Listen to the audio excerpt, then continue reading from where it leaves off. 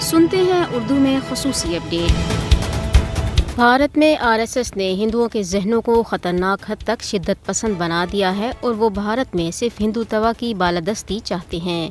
اس وقت بھارتی مسلمان ہندوتوا طاقتوں کے بدترین نشانے پر ہیں اور ان کی جانوں اور املاک کو نقصان پہنچانا ہندو شدت پسند ایک مقدس فریضہ سمجھ رہے ہیں۔ مسلمانوں کو جانوروں کی نقل و حمل تک پر تشدد، تذلیل اور قتل کیا جا رہا ہے۔ بھارت میں مسلمان منظم ریاستی دہشت گردی کا شکار ہیں اور یہ سب بھارتیہ جنتا پارٹی کی ہندوتوا حکومت کی نفرت انگیز پالیسیوں کا شاخسانہ ہے۔ یہاں تک کہ کرونا وبا کے دوران اپنی ناکامی اور نااہلی کو چھپانے کے لیے مودی حکومت نے مسلمانوں کو کورونا کے پھیلاؤ کا ذمہ دار ٹھہرایا تھا۔ مودی کے بھارت میں مسلمانوں کو ان کے عقیدے اور منفرد شناخت کی وجہ سے سزا دی جا رہی ہے۔ بی جے پی حکومت مسلمانوں کو پیٹ پیٹ کر قتل کرنے سمیت انہیں بڑے پیمانے پہ ہراساں کرنے اور تشدد کا نشانہ بنائے جانے کے بہیمانہ عمل کی سرپرستی کر رہی ہے۔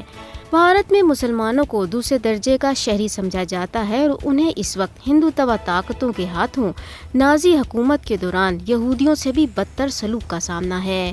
RSS اور بی جے پی نظریاتی طور پر نازی ازم کے ہی پیروکار ہیں۔ بی جے پی اور دیگر ہندو انتہا پسندوں نے تمام مذہبی اقلیتوں، خاص طور پر مسلمانوں کے خلاف ایک اجتماعی مہم شروع کر رکھی ہے اور مسلمانوں کو باضابطہ طور پر دیوار کے ساتھ لگایا جا رہا ہے۔ مسلمانوں کے خلاف اندھا دھند تشدد نے بھارت کے نام نہاد سیکولر چہرے کو بے نقاب کر دیا ہے اور مسلمانوں کے خلاف منظم مہم ایک واضح ثبوت ہے کہ بھارت ایک انتہا پسند ہندو ریاست بن چکی ہے۔ عالمی برادری آخر کب تک بھارت میں مسلمانوں پر ہونے والے ظلم و ستم پر خاموش رہے گی؟